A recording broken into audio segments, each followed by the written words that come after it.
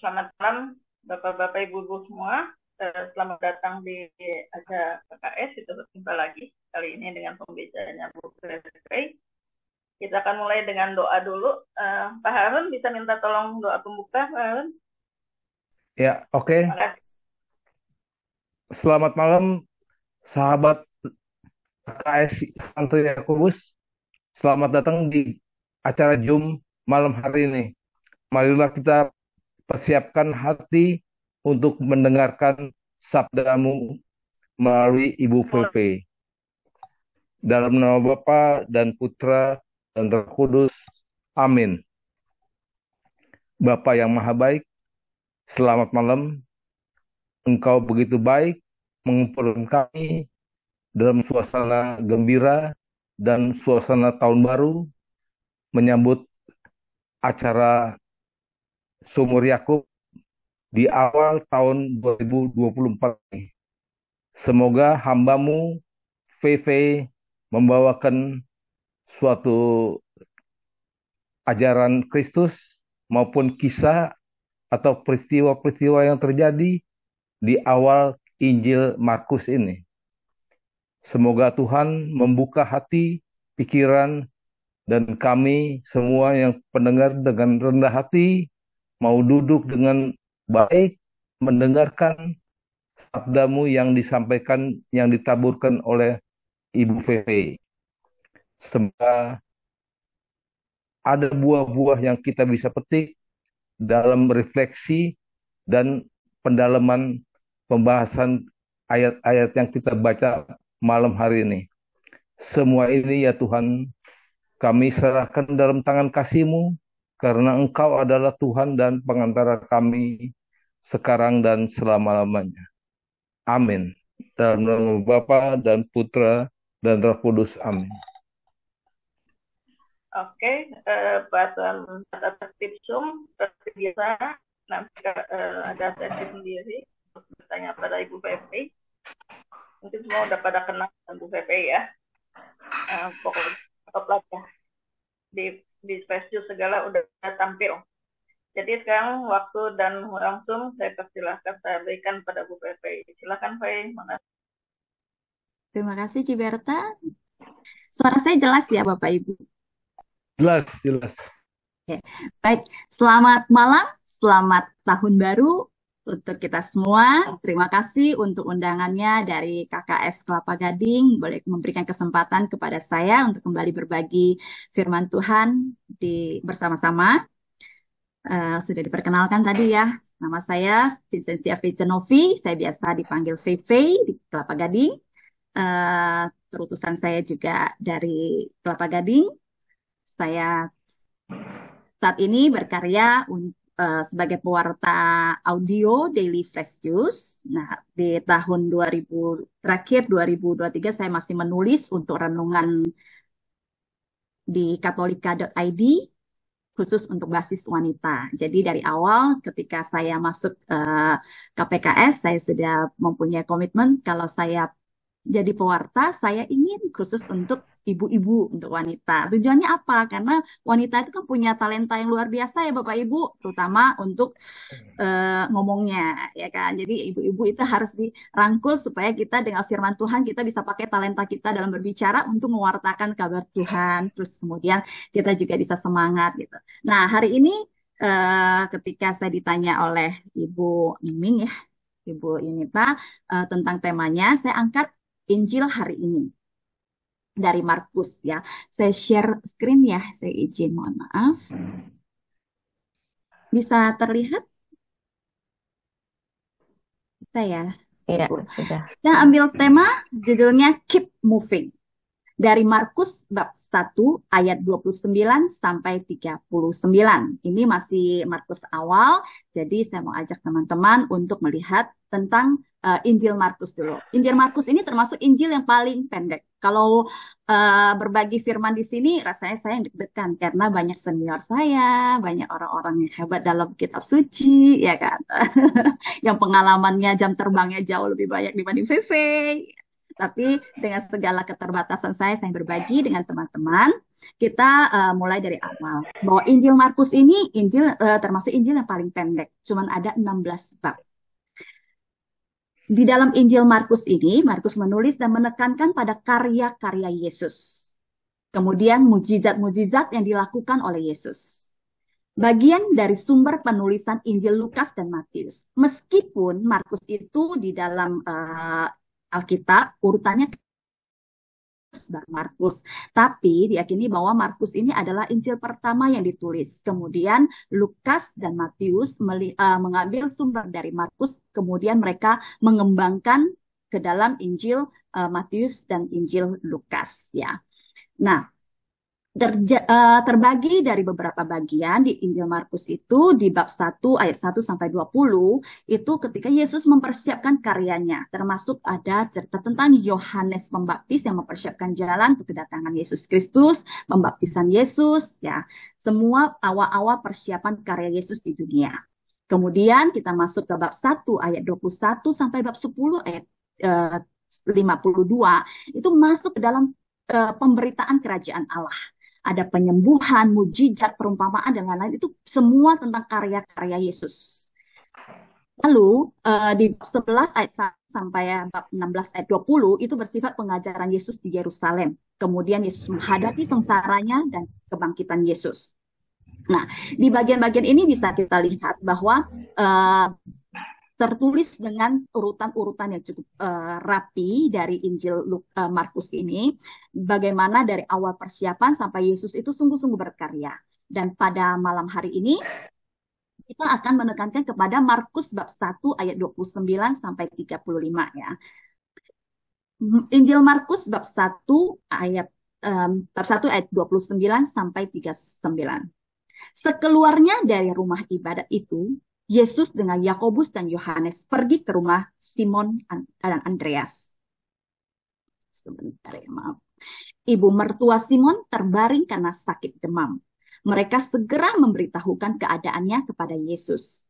Ia pergi ke tempat perempuan itu dan sambil memegang tangannya, ia membangunkan dia. Lalu lenyaplah demamnya. Kemudian perempuan itu melayani mereka. Menjelang malam, sesudah matahari terbenam, dibawalah kepada Yesus semua orang yang menderita sakit dan yang kerasukan setan. Maka berkerumunlah seluruh penduduk kota itu di depan pintu.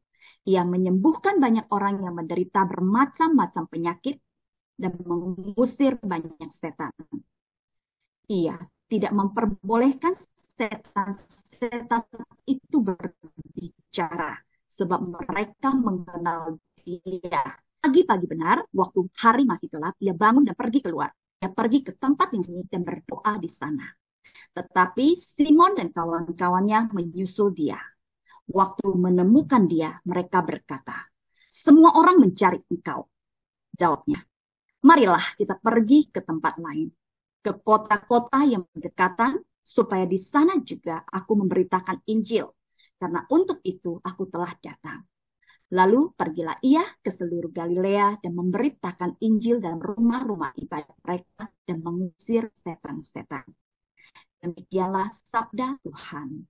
Terpujilah Kristus. Bapak Ibu, teman-teman yang dikasihi Tuhan, sebelum kita masuk lebih dalam, di sini kalau kita baca, sebenarnya saya lebih himbau kepada umat, kalau baca jangan cuma sepotong-sepotong ayat. Kalau bisa, setidaknya sebab bisa kita doakan, kita bacakan sekali baca ya. Nah, kalau kita melihat dari Injil Markus sendiri, terdiri dari dua bagian. Pertama itu persiapan karya Yesus ketika kisah tentang Yohanes Pembaptis, lalu Yesus dibaptis oleh Yohanes Pembaptis, pencobaan di padang gurun, Yesus tampil di Galilea dan Yesus memanggil murid-muridnya pertama. Ini Yesus sudah mulai membentuk tim ya untuk karya dia. Lalu Yesus berkarya. Karya pertama itu Yesus mengajar dan mengusir roh-roh jahat dalam rumah ibadat di Kapernaum. Itu tertulis dalam bab 1 ayat 21 sampai 28. Nah, yang malam hari ini kita bahas adalah Yesus menyembuhkan ibu mertua Petrus di bab 1 ayat 29 sampai 34. Dilanjutkan dengan Yesus mengajar di kota-kota lain bab 1 ayat 35 sampai 39. Lalu dilanjutkan lagi, Yesus menyembuhkan seorang yang sakit kusta. Di sini Bapak Ibu, saya sudah menjabarkan di sini. Tujuannya apa? Supaya kita semua melihat kenapa saya mengangkat temanya itu tentang keep moving. Ya. Kenapa saya angkat tema itu? Kita lihat bagaimana Yesus setelah pembaptisan dia tidak berhenti. Yesus langsung bekerja, meskipun dia juga masuk ke dalam pencobaan, dia tidak menyerah. Dia tampil di Galilea dan memanggil murid-muridnya membentuk tim, lalu Yesus mulai berkarya. Berkaryanya juga tidak ada kata istirahat, kemudian Yesus melanjutkan lagi atau maaf. Oke. Di sini kita melihat bagaimana Yesus itu melanjutkan karyanya dari satu karya kepada karya yang lain. Yesus itu membuat mujizat. Nah, kalau kita melihat dari kisahnya sendiri pada malam hari ini tentang Yesus menyembuhkan ibu mertuanya Simon. Bapak Ibu, apa yang menjadi kunci terjadinya mujizat? Ada banyak kan mujizat yang diceritakan, di Markus sendiri saja ada sekitar 18 mujizat yang tertulis. Bapak Ibu, apa yang menjadi kunci bisa terjadinya mujizat? Kita proaktif boleh ya? Ada yang mau jawab boleh, silakan. Ada yang tahu apa sih kunci terjadinya mujizat? Ada mujizat kan banyak ya. Nah, salah satunya perkawinan di Kana juga mujizat, ya kan? Ya hari ini kita dengarkan juga bagaimana Yesus mengusir iblis, Yesus juga roh-roh jahat, Yesus juga menyembuhkan orang sakit. Dilanjutkan lagi dengan banyak karya-karya yang lain di bab-bab yang lain. Apa sih yang menjadi kunci terjadinya mujizat? Ada yang bisa bantu jawab, Bapak Ibu? Boleh kan ya kita tanya jawab di sini ya? Boleh, Boleh ya, Cik? bebas. Boleh ya. Soalnya sepi aja tapi pada ketiduran. Apa sih yang menjadi kunci terjadinya mukjizat? Boleh saya jawab? Boleh, silakan Pak. Kita Saya, praktek. menurut saya, karena Yesus itu putra Allah mempunyai kuasa ilahi, sehingga Oke. dengan dirinya yang adalah anak Bapa, anak Allah, ia mempunyai kekuatan dan segala sesuatu yang berwarna atau bernuansa keilahiannya. Dengan kekuasaan dan kelebihan itu, Yesus bisa menyembuhkan dan berbuat mukjizat. Tentu dalam dasarnya adalah untuk mengembangkan, menyebarkan kasih Baik. yang ada dari Allah Bapa di surga. Oke. Eh, itu betul, Pak. Tapi pertanyaan saya, apa yang menjadi kunci supaya mukjizat bisa terjadi? Yang membuat mukjizat itu siapa?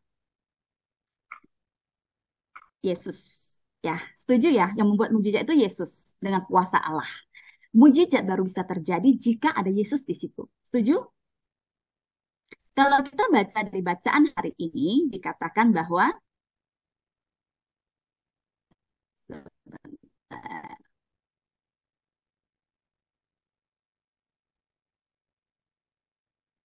ini ya Bapak Ibu, dikatakan sekeluarnya dari rumah ibadat itu, Yesus dan Yakobus dan Yohanes pergi ke rumah Simon dan Andreas. Menurut Bapak Ibu, dia datang sendiri atau diundang oleh Simon dan Andreas?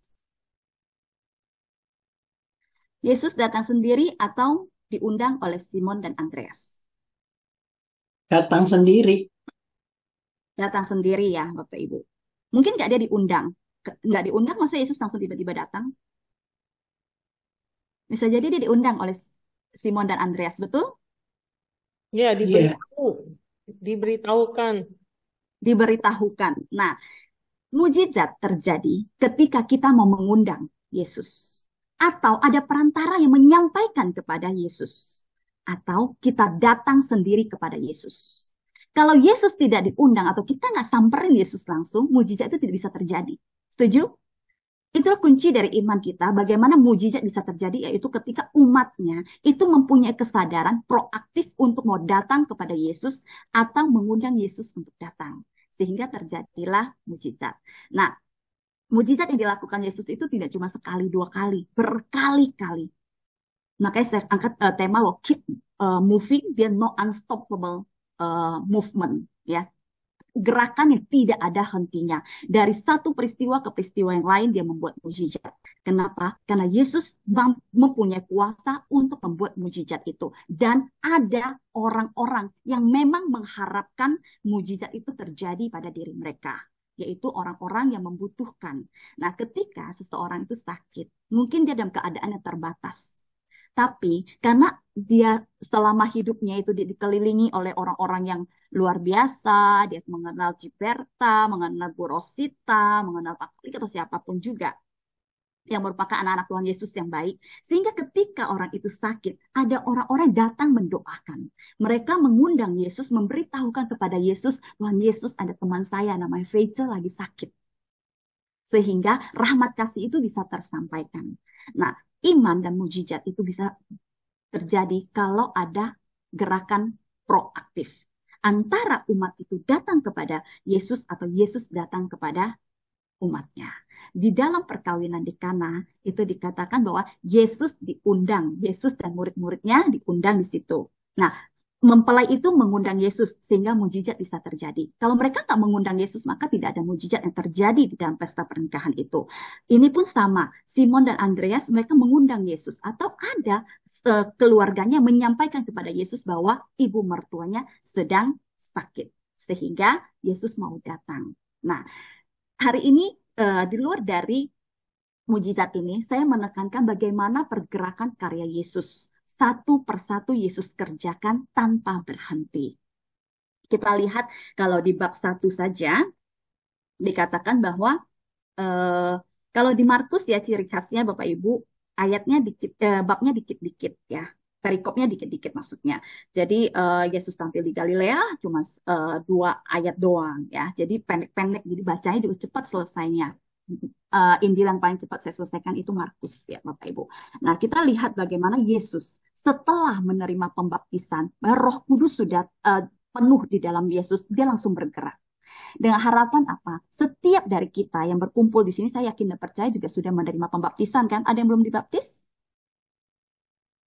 Teman-teman, kalau saya bicara terlalu cepat, boleh boleh diinterrupt atau mungkin kurang dipahami, boleh diinterrupt juga.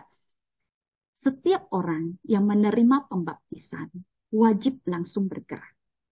Ya, karena apa? Roh Kudus sudah tercurah bagi kita dan Yesus adalah guru yang sangat sempurna. Dia guru yang tidak hanya mengajar, tapi dia juga memberikan contoh. Ketika dia sudah dibaptis, dia membentuk tim, dia memanggil murid-muridnya, kemudian dia bergerak dan bekerja. Bekerjanya juga terus dan terus sampai akhir, sampai ia mengalami sengsara, dia mati, disitulah dia kita menerima rahmat kebangkitan Yesus, penebusan. Tapi di sepanjang karyanya, Tuhan Yesus memberikan contoh kepada kita untuk terus bergerak dan bergerak tanpa henti. Nah, kemarin ketika Ibu Yunita bertanya kepada saya tentang riwayat atau biodata saya sampaikan segala riwayat pelayanan saya. Saya bersyukur teman-teman ketika saya sharing sedikit ya.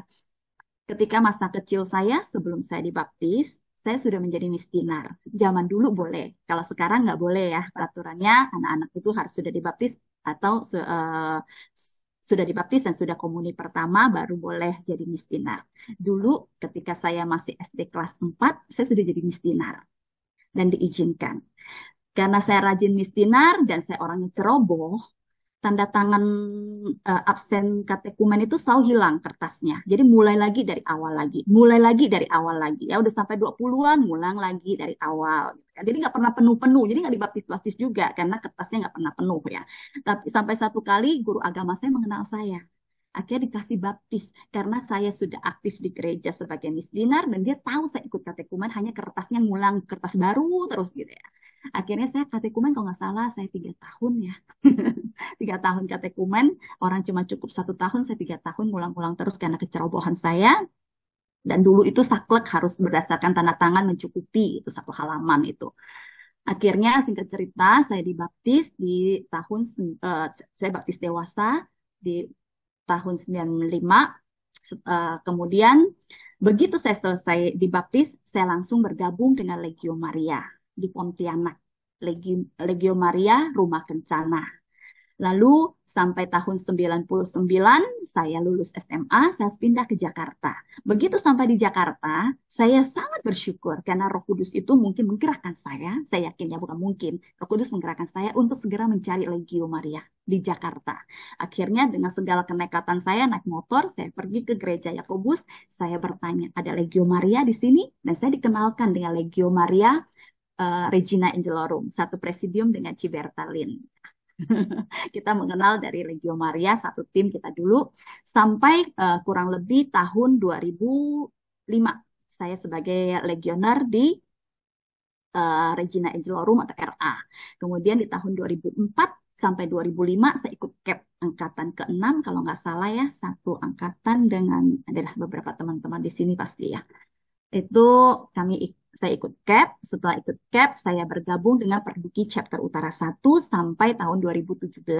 Sambil saya sudah mengambil KPKS bersama satu angkatan dengan Pak Joli dan kawan-kawan Kelapa Gading beberapa ya.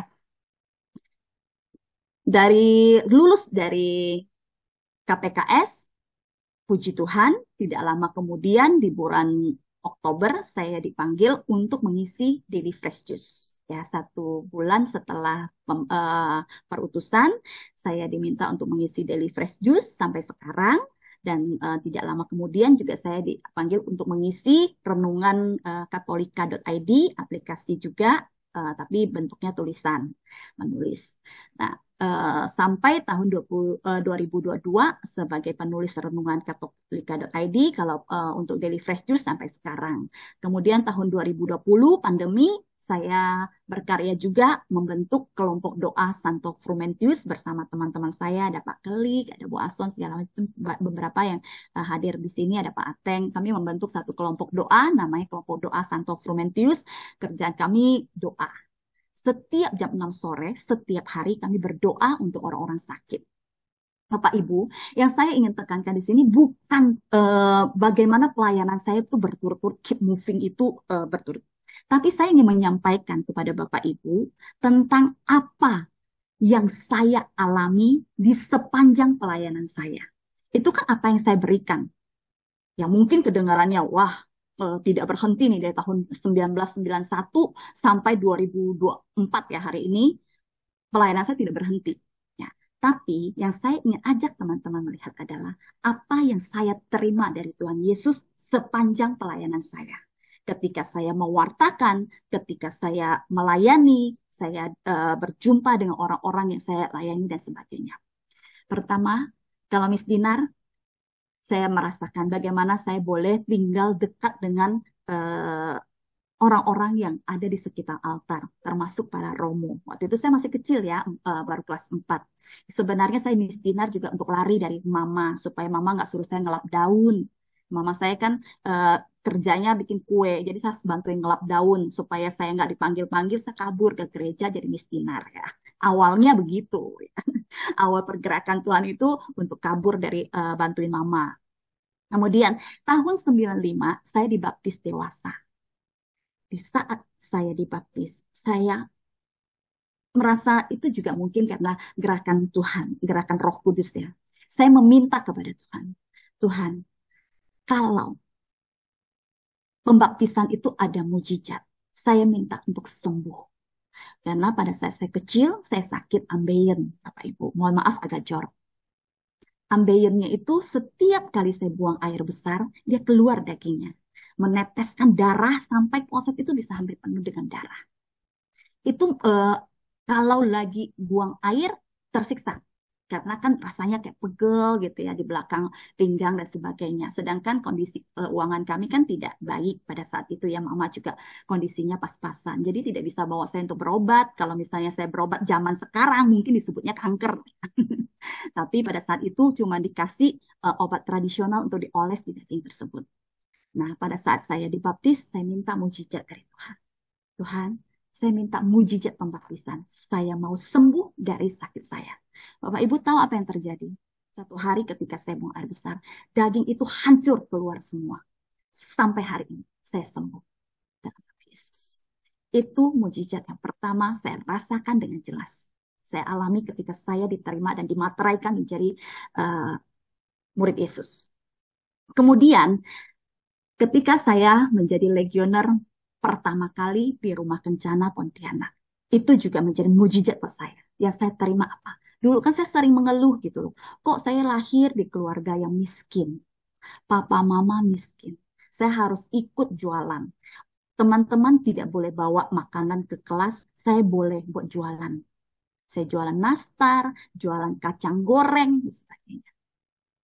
Tapi saya melihat ketika saya menjadi seorang legioner, kami harus berkunjung ke rumah sakit pada saat bersama dengan kakak-kakak senior dan Romo. Saya berjumpa dengan seorang anak kecil dari kampung.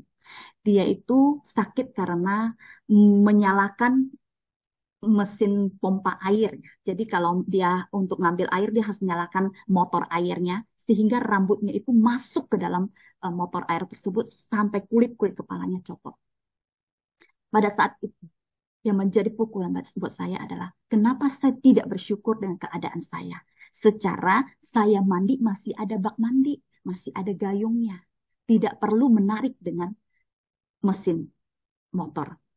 Itu yang kedua, menegur saya ketika saya melayani di Legio Maria. Saya melihat bahwa seharusnya saya bersyukur karena ada banyak sekali orang yang jauh lebih susah dibanding saya. Ya, itu yang saya terima dari Tuhan Yesus. Tuhan Yesus mengajarkan saya di usia saya masih muda, saya harus bersyukur. Jangan terus mengeluh dengan keadaan saya, karena masih banyak orang-orang di kampung yang lebih susah dibanding keadaan saya. Gitu. Kemudian saya masuk ke Legio Maria Regina Angelorum. Berjumpa dengan orang-orang Jakarta, ya. Anak kampung masuk ke Jakarta, belum punya teman, masih kuliah juga masih orientasi, tapi saya sudah masuk ke Legio Maria, berjumpa dengan kakak-kakak yang baik-baik, ya. Cici-cici yang baik-baik, koko-koko yang baik-baik, setidaknya lah saya dapat antar jemput gratis. Ya, itu juga mujizat buat saya. Berjumpa dengan banyak oma-oma di Kelapa Gading yang hidupnya sendirian. Itu sangat berkesan buat saya. Buat saya itu bukan pelayanan yang saya berikan, tapi Tuhan sedang memberikan sesuatu kepada saya. Bahwa saya harus memakai talenta-talenta saya untuk mempunyai hidup yang berkualitas. Supaya apa? Supaya saya terus bisa menghibur oma-opa yang saya layani. Juga ke rumah sakit setiap minggu. Dan saya juga menerima begitu banyak kebaikan Tuhan melalui orang-orang sepelayanan saya. Kemudian saya masuk CAP. Masuk CAP, kalau nggak salah, udah selesai jadi panitia. Terjadilah tabrakan. Tabrakan besar. Kayaknya ada yang tahu juga ya, saya terjadi tabrakan, muka saya hancur dan sebagainya. Tapi berkat pelayanan saya, berkat aktifnya saya di Legio Maria, di CAP juga udah mulai masuk ke Perduki Chapter 1, yang doain saya lebih banyak, ya, dibanding rasa sakit saya. Setiap hari orang datang, sampai-sampai mau tidur pun gak sempat. Karena ada orang yang selalu datang untuk mendoakan saya. Sehingga ketika muka saya hancur, tangan, kaki semua hancur, Tuhan sembuhkan dalam hitungan minggu. Dan satu yang membuat Tuhan sampaikan kepada saya untuk saya selalu mengingat untuk bersyukur ada gigi saya rontok, teman-teman. Gigi palsu, jangan diketawain ya. Ini bekas kecelakaan gigi saya. Setiap kali saya melihat gigi saya ingat kebesaran Tuhan. Tuhan menyelamatkan saya.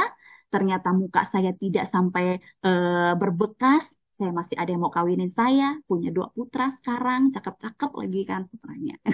Sombong sedikit ya. Terus saya bersyukur. Itu yang saya alami karena pelayanan saya. Buah-buah dari pelayanan saya. Begitu banyak orang-orang yang mempunyai kuasa doa datang mendoakan saya. Saya lanjut dengan karya saya di Perduki Chapter Utara 1. Dalam keadaan hamil pun saya nyanyi secara slotisnya. Lalu saya ikut KPKS 3 tahun, lulus, puji Tuhan. Sepertinya lolos, bukan lulus. Ya, karena belas kasih Romo-Romo dan tim pengajar, saya lolos, bukan lulus ya. Nah, saya yang membuat saya merasa menerima sesuatu yang luar biasa adalah ketika perutusan.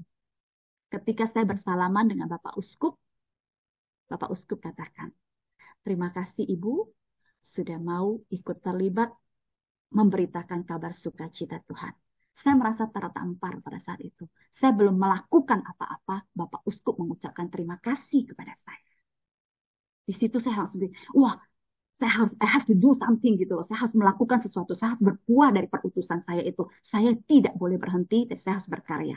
Dan ternyata Tuhan mendengar kerinduan saya itu. Jadi ada Romo yang memanggil untuk saya ikut terlibat dalam pewartaan di Fresh Juice untuk menulis renungan gitu ya. Nah, dan panggilan-panggilan itu tidak mudah, Bapak Ibu. Di tahun 2017 itu saya mengalami gejolak besar di bisnis kami karena kami join dengan teman sepelayanan, kemudian terjadi sengketa, konflik, sehingga konflik itu mempengaruhi pelayanan saya. Mungkin ada juga yang mendengarkan cerita itu. Konflik itu mempengaruhi pelayanan saya karena orang yang berkonflik dengan saya katakan bahwa saya akan membuat kamu sampai tidak bisa melayani, katanya. Tapi saya percaya bahwa pelayanan dan ladang saya itu datang dari Tuhan. Tidak ada yang bisa memberhentikan saya kalau Tuhan berkehendak pada saya.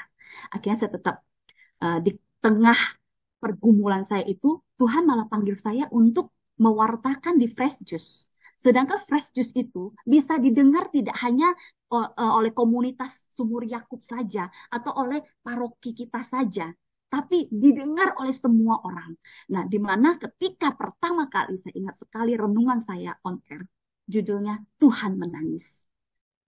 Itu sampai teman-teman saya yang ada di negara lain, ini Feice-nya kamu bukan ya?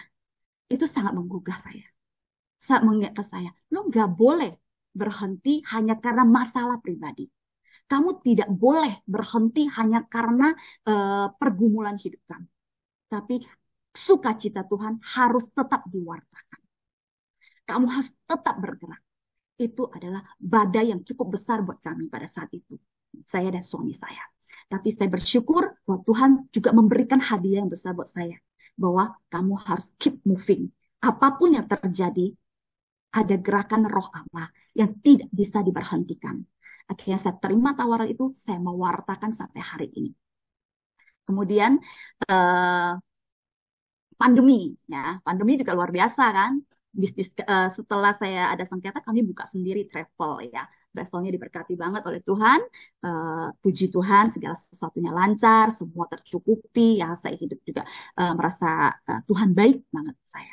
Tapi pandemi, mungkin semua bidang usaha yang lain masih bisa bekerja dikit-dikit. Tapi kalau kami travel, tidak bisa bergerak sama sekali. Yang ada orang booking tiket sebentar cancel. Mungkin ada juga yang berbisnis di travel seperti kami ya. Itu pukulannya sangat besar. Di tengah pukulan itu, di tengah kebingungannya saya, Tuhan panggil lagi. Bentuk kelompok doa Santo Frumentis. Tuhan tuh maunya apa sih? Di saat saya dalam badai, dia selalu memakai saya untuk membuat sesuatu yang baru.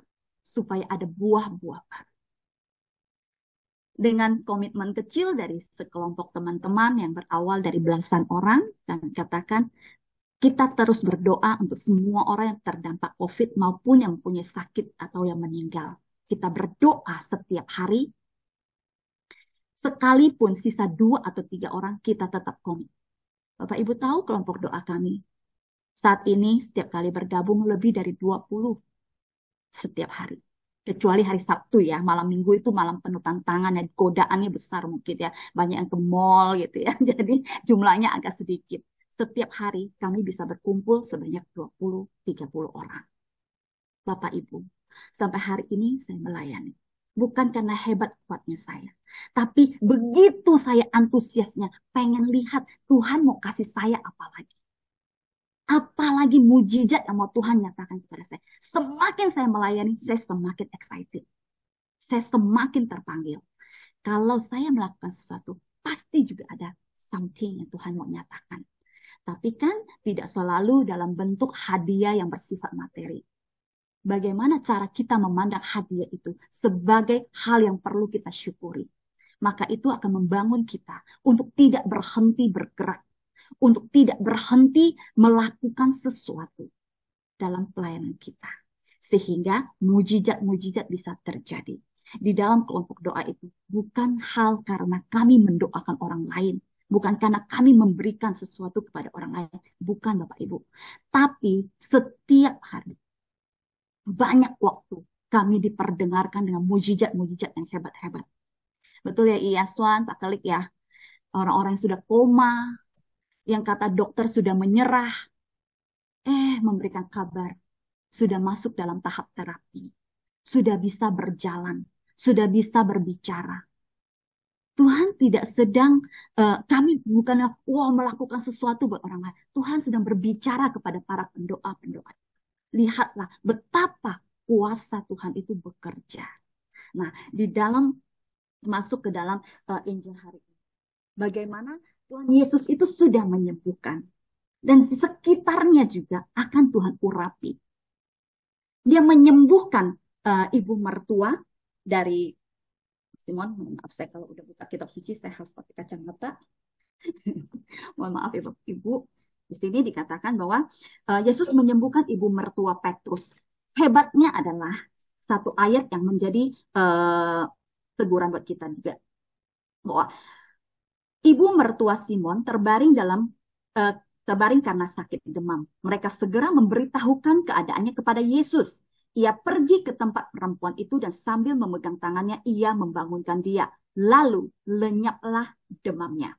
Kemudian perempuan itu melayani mereka. Jadi ibu mertuanya Petrus setelah disembuhkan, apa yang dia lakukan? Dia langsung melayani mereka. Jadi kalau orang-orang sudah mengalami kebaikan Tuhan, itu jangan diam aja. Kita harus segera membalas kebaikan Tuhan dengan pelayanan kita, dengan pewartaan kita, setidaknya bersaksi, supaya orang-orang yang sakit juga dikuatkan.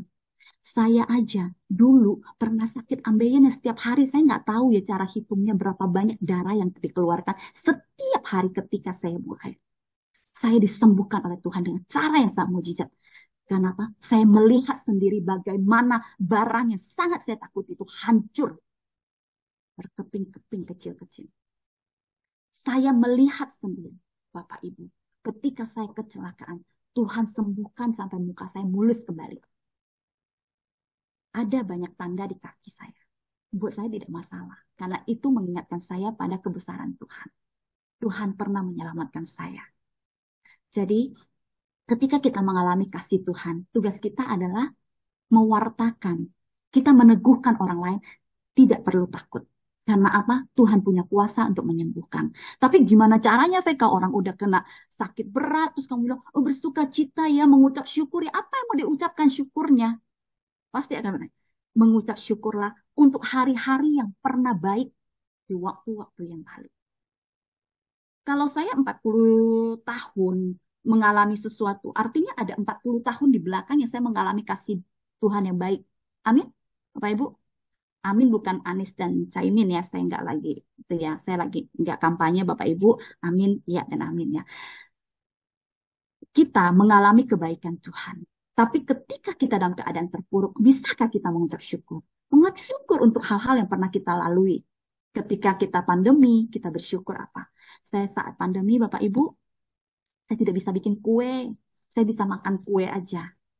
Tapi karena lihat dari YouTube, baca resep dari Instagram, saya bisa bikin kue untuk jual loh. Ya. Dan mujizat yang Tuhan sertakan bagi kami ketika saya tetap stay on track dalam pelayanan saya. Ketika orang-orang di wilayah kami umumnya adalah umat yang sudah senior, tidak bisa melayani keluar, saya bersama dengan seorang teman saya tetap pergi ke rumah duka dan sebagainya untuk terus melayani. Nah, di situ saya merasakan bagaimana bahwa Tuhan itu terus bekerja. Memberikan kekuatan bagi kami. Sehingga pada saat pandemi ketika kondisi keadaan kantor kami tidak bisa bergerak, Tuhan membukakan jendela-jendela kecil buat kami. Kami jual produk screen protector, saya jualan kue. Satu hari saya bisa jualan kue coipan sampai 800 biji loh teman-teman. Yang beli sekarang siapa saya juga nggak tahu. Kalau suruh saya jualan lagi sekarang saya bingung kali jual ke siapa 800 biji coipan. Itu karena saya percaya Tuhan turut bekerja memberkati supaya pohon kami tetap bertumbuh, berbuah, dan menjadi berkat. Itu adalah doa yang selalu saya doakan di doa penutup kelompok doa Fromentis kami. Supaya semua orang yang ikut berdoa terus diberkati Tuhan. Amin. Saya waktunya berapa lama ya Ci Berta? Nanti ada sesi tanya jawab. 1 jam selesai. Berarti sudah itu ya. Tapi sudah akan aja. Langsung tanya jawab juga nggak apa-apa, Frank.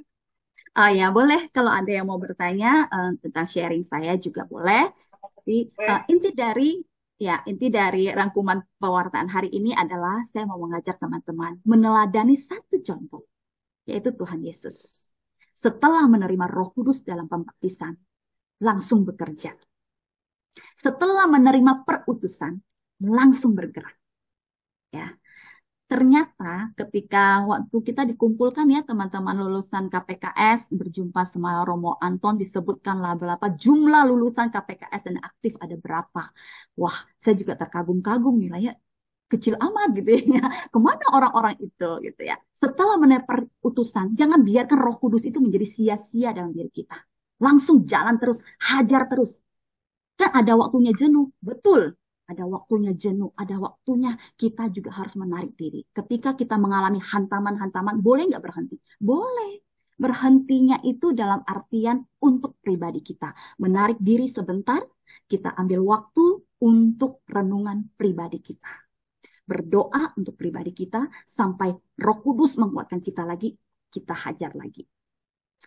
Gitu ya, teman-teman. Jadi, never stop moving, just keep moving, percaya bahwa kuasa Roh Kudus menyertai kita dan gak usah takut rugi. Karena pelayanan itu justru excited banget apa ya yang mau Tuhan sampaikan kepada kita. Tidak percaya? Ayo dicoba. Terima kasih, Tuhan Yesus memberkati. Silakan teman-teman, kan ada yang bertanya. Atau mau berbagi juga boleh ya, Ci. Silakan. Boleh. Ya, silakan Bapak Ibu, ada yang mau bertanya pada Bu Pepe. Maaf tadi nggak bacain CV-nya. Gak apa-apa. Itu memang bagian dari apa yang mau saya wartakan juga. Oke. Oke. Sini banyak loh senior-senior saya. Wah, orang-orang yang sangat saya hormati. Jaswan. Jaswan. Nggak nanya udah. Belum moving. Belum moving. Iya, Son ini tim doa kami. Rajin sekali setiap hari. Dan kami tidak hanya berdoa ya Bapak Ibu, sambil memperkenalkan kelompok doa Santo Frumentis ini bertumbuh di paroki kita sendiri.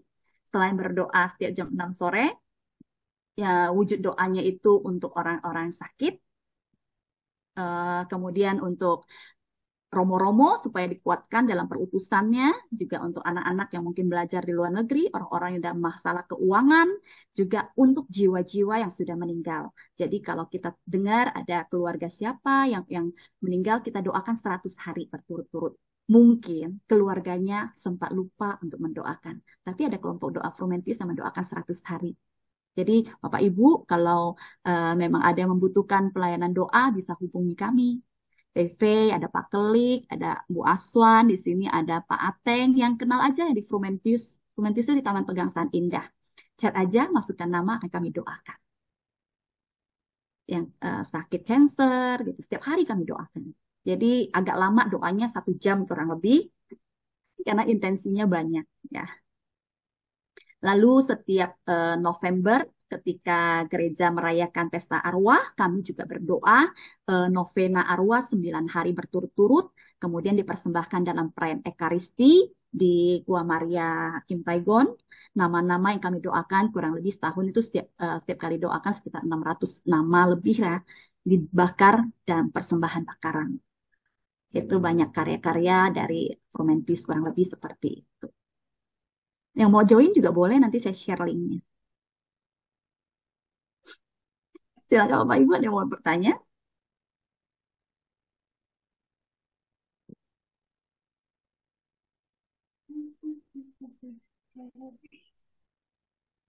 Setelah Yesus menyembuhkan ibu mertua Petrus, dia lanjut ya, mengajar ke kota-kota lain.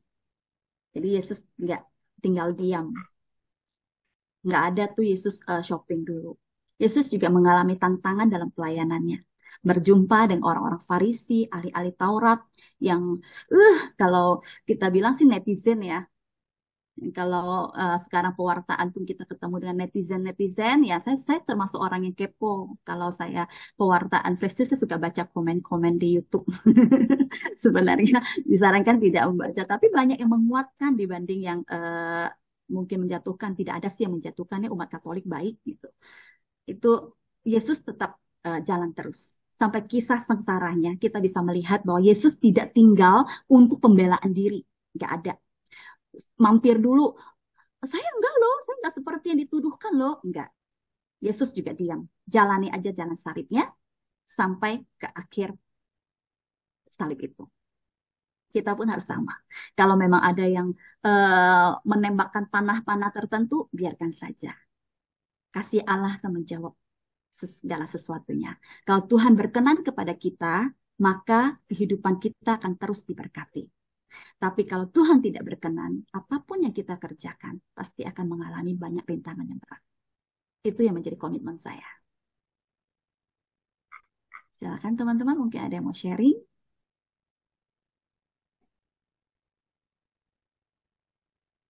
Rosita mungkin mau sharing atau mau ngajakin makan ikan di Sunter. Pak Klik, silakan Pak Klik. Perumpamaan gitu ya. Suaranya Pak kurang. Klik suaranya agak kecil. Oh, maaf. Tuang maju. Ya. Maaf. Yesus kan pakai perumpamaan ya, semua dari mau di Injil manapun pakai perumpamaan, di Markus di semua pakai perumpamaan.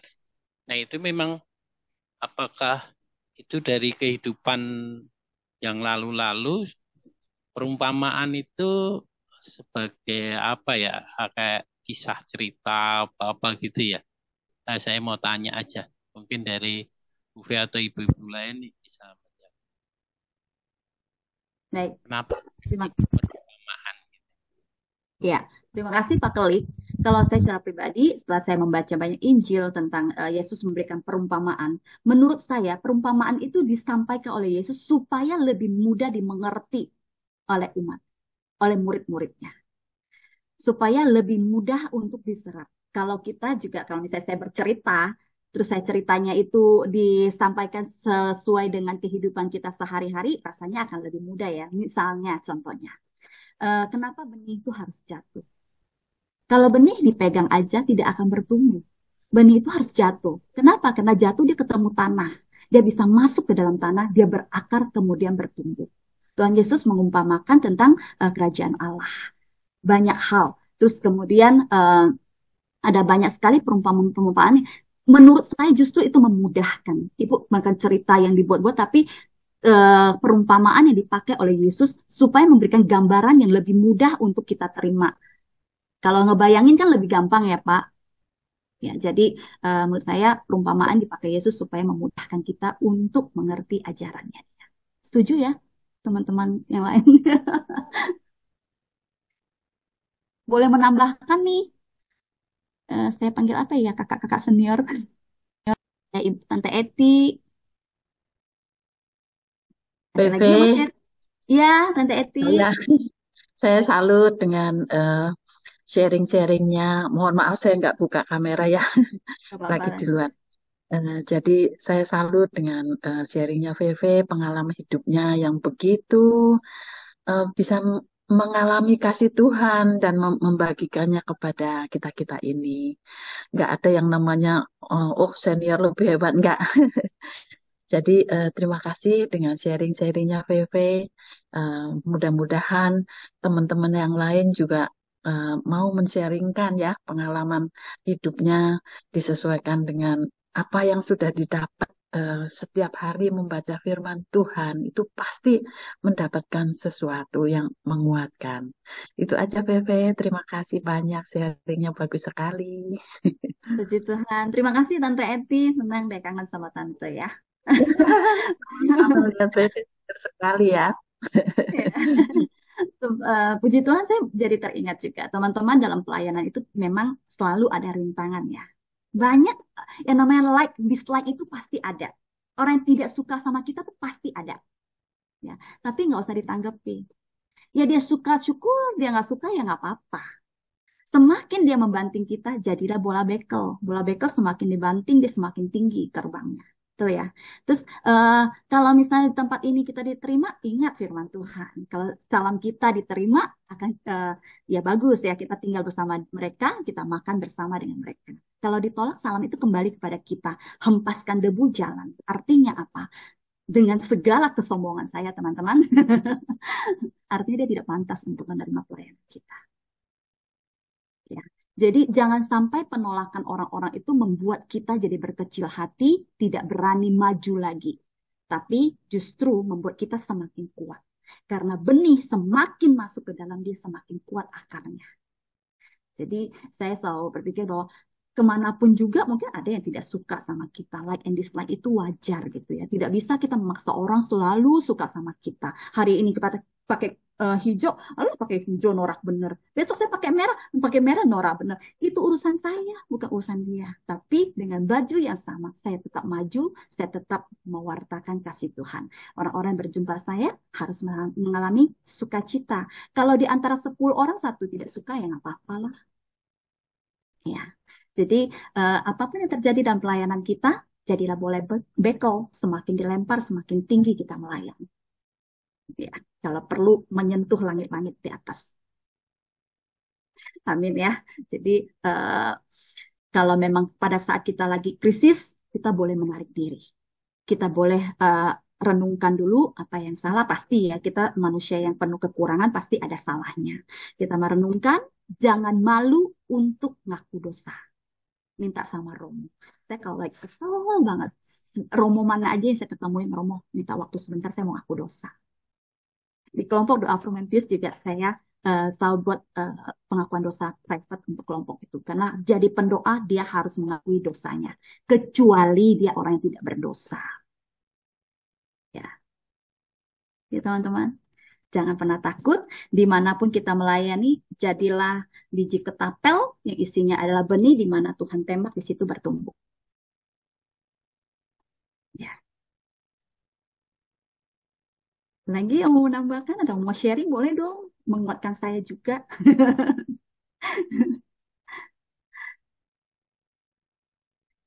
Apa yang menjadi vitamin kita, setiap hari baca kitab suci, Bapak Ibu, untuk satu renungan kitab sucinya banyak.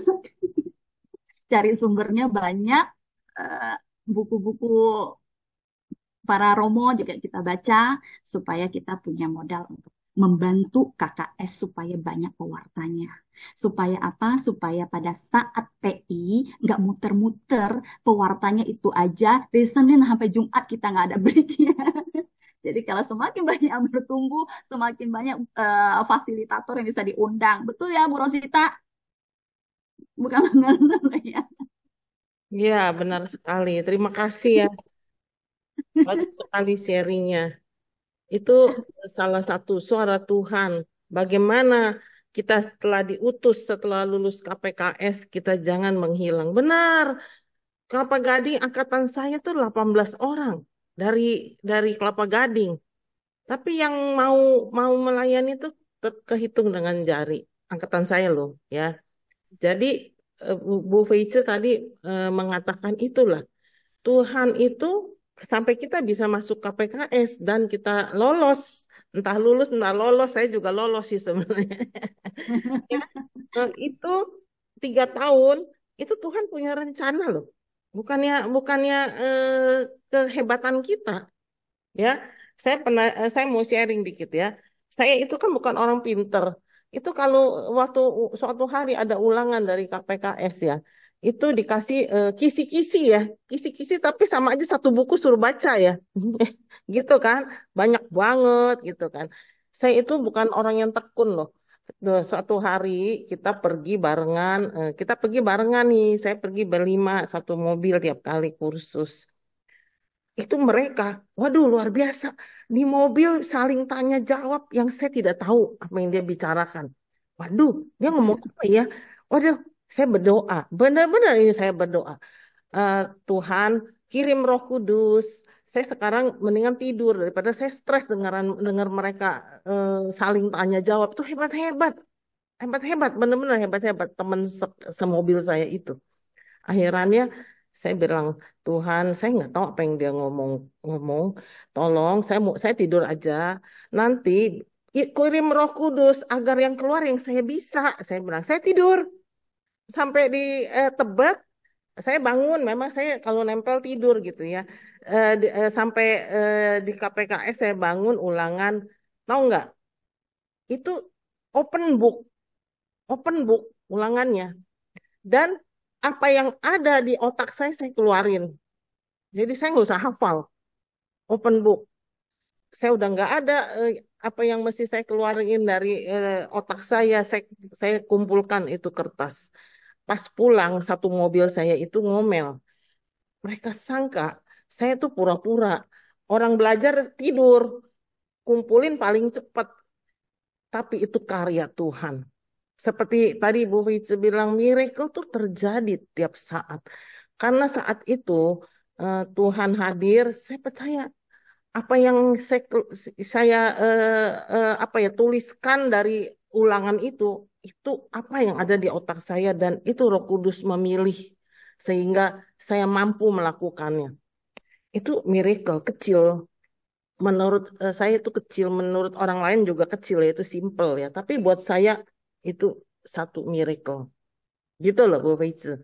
Jadi ya saya juga mau menghimbau kita kan eh, KKS ini kalau udah mau PI begini sibuk nih kayak Pak Agus tuh ya Pak Agus ya mimpi bangun tidur aja dari mimpi ngomonginnya Yoel ya Pak Agus ya karena dia paling paling favorit orang panggil dia setiap hari Pak Agus Saputra nih mana Pak Agus Saputra.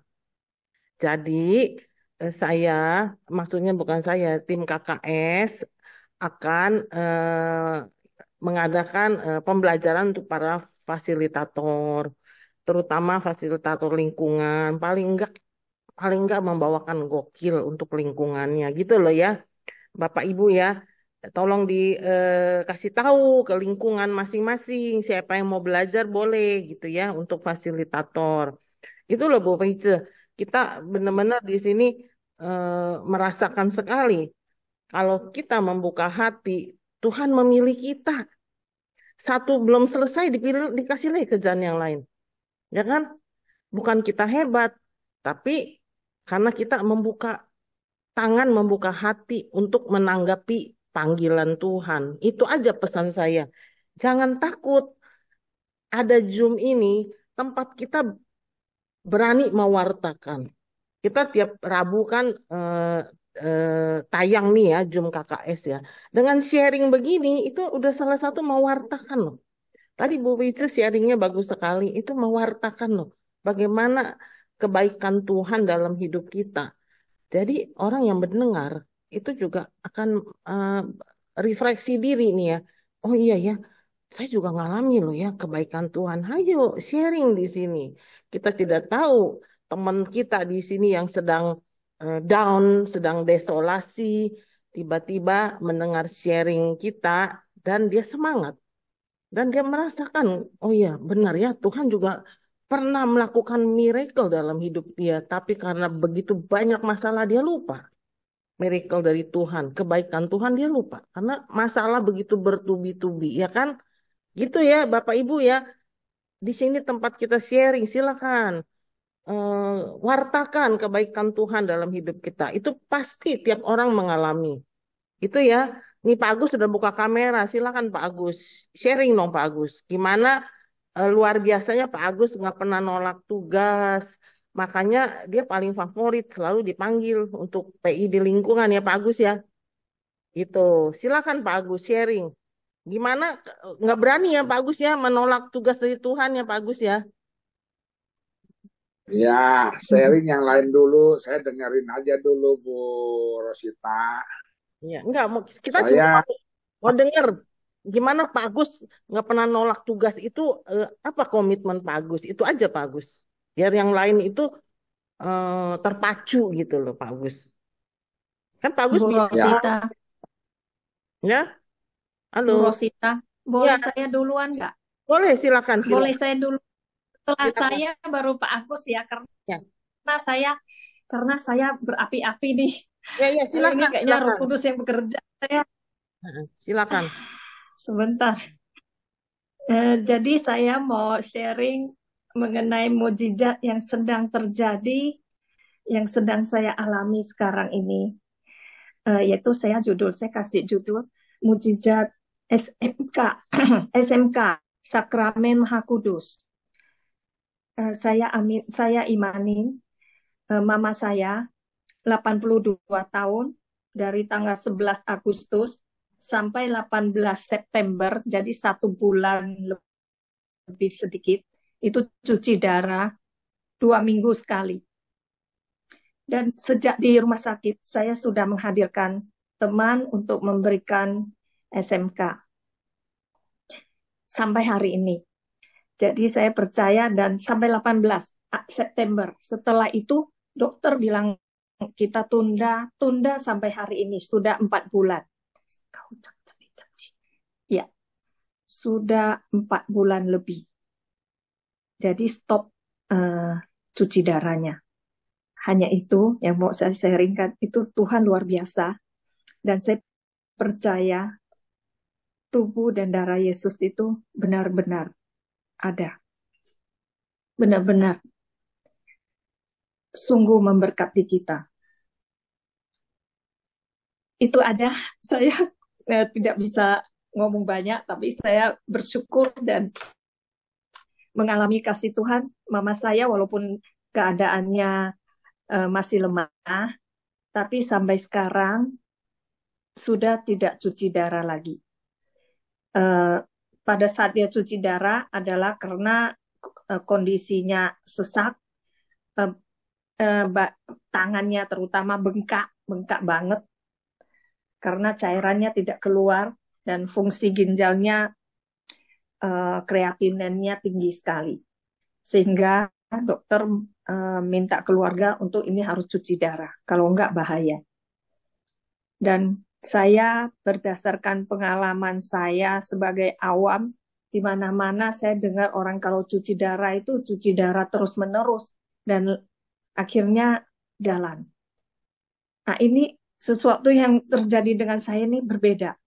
Dan saya percaya SMK yang setiap walaupun kadang mama saya menolak, saya tidak ada di rumah, saya tetap minta prodiakon untuk antar ke rumah. Dan mama saya merasa risih karena cuma sendiri. Saya coba menghadirkan teman untuk menemani. Dan itu SMK sampai hari ini tidak pernah berhenti. Setiap minggu pasti disantap oleh mama saya. Terima kasih, Bu Rosita, untuk kesempatannya. Tuhan memberkati. Terima kasih Bu Lucia, itu luar biasa, sharing yang luar biasa.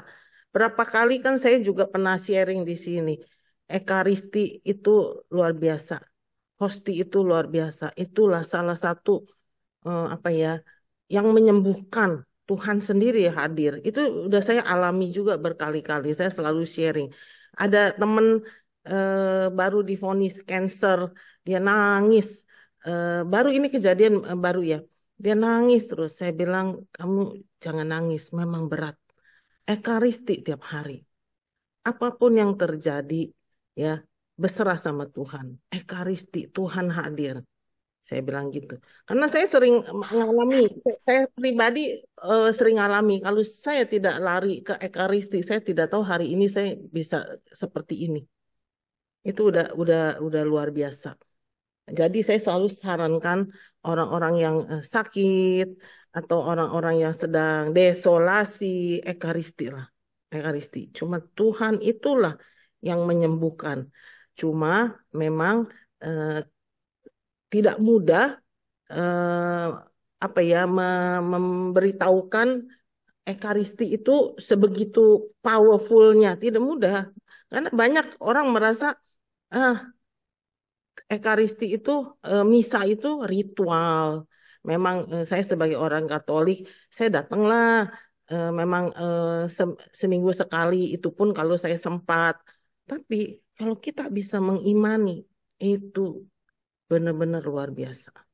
Luar biasa Bu Lucia. Itu Mama itu udah kisah nyata ya. Semoga itu menjadi sharing buat orang-orang yang sedang penuh dengan masalah, itu larilah ke Ekaristi. Tuhan sendiri hadir yang akan mengangkat, memperingan kita punya beban, walaupun belum tentu masalah langsung selesai. Karena Tuhan tidak menjanjikan ya hidup yang di taman bunga setiap hari.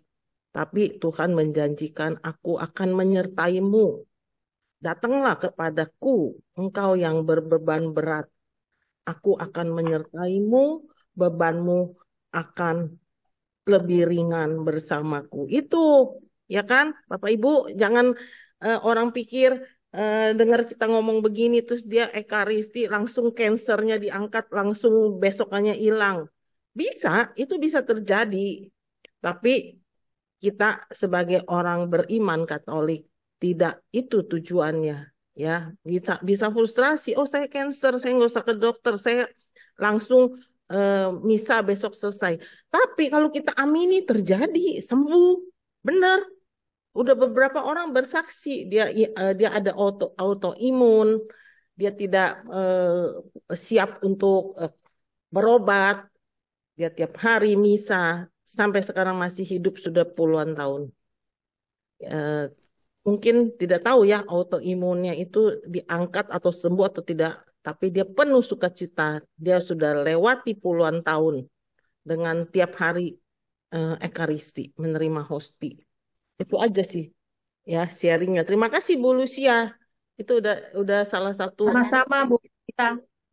cara yang benar. Tambahkan Makanya juga ya Bu Rosita. Hah?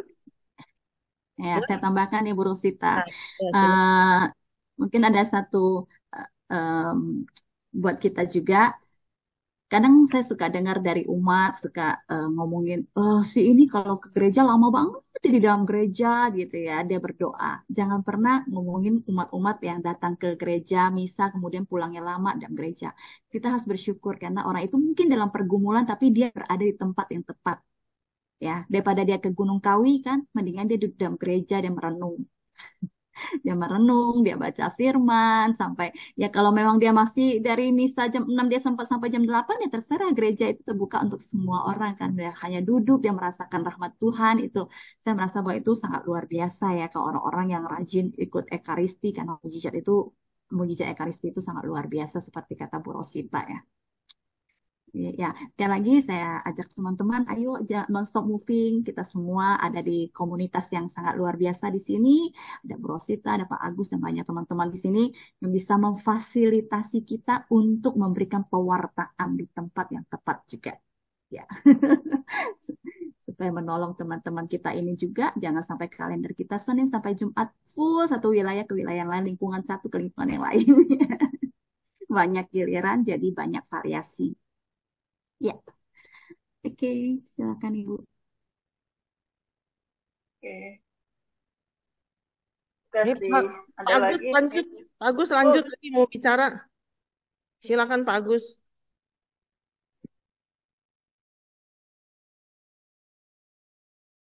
Masih mute Pak Agus. Masih mute.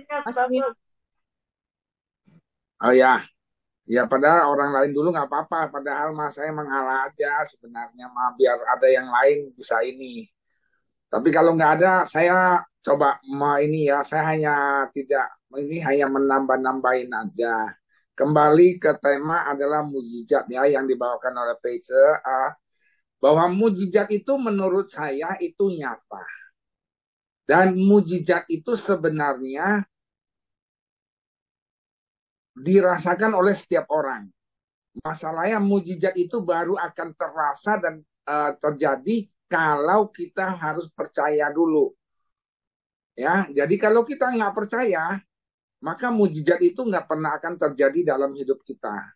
Saya katakan kenapa mukjizat itu nyata, dan sebenarnya semua orang, ya, itu bisa merasakan mukjizat kalau dia percaya. Ya, mukjizat itu sebenarnya bagi saya pribadi, setiap pagi saya masih bisa bangun, masih bisa bernapas, itu sudah mukjizat sebenarnya. Ya, jadi kalau bagi saya mukjizat itu tidak harus yang yang wah atau yang ini, tapi setiap pagi saya masih bisa bangun dan bernapas, itulah sudah merupakan mujizat. Maka mujizat itu hanya bisa terjadi kalau kita percaya. Kalau saya katakan tadi, saya bangun, bernapas, nanti semua orang, nggak usah pakai mujizat juga tiap hari saya bangun kok ya. Nah, karena kalau dia nggak percaya bahwa itu bangun itu saja, bernapas saja itu adalah mujizat, maka nggak pernah akan terjadi mujizat-mujizat lain lagi. Ya, jadi mujizat itu sebenarnya menurut saya setiap langkah hidup saya keluar rumah, saya sampai kerja, jalan ataupun apa saja, itu sudah merupakan mujizat dari Tuhan sebenarnya. Ya, maka menurut saya mujizat itu harus kalau kita percaya dan kita yakinin bahwa kita itu selalu disertai oleh Tuhan. Ya. Jadi sebenarnya bagi kita orang Katolik yang ikut Ekaristi, di dalam Ekaristi kan selalu Roma mengatakan Tuhan sertamu, kita juga Tuhan serta kita. Kita tuh harus percaya bahwa kita dalam perjalanan hidup kita ini Tuhan senantiasa beserta kita. Nah, itulah sebenarnya sudah mujizat karena Tuhan mau menyertai saya dan kita. Nah, maka kalau kita percaya mujizat itu selalu akan terjadi. Banyak hal sebenarnya cuman karena keseringan ini kita tidak pernah merasakan mujizat itu terjadi. Ya.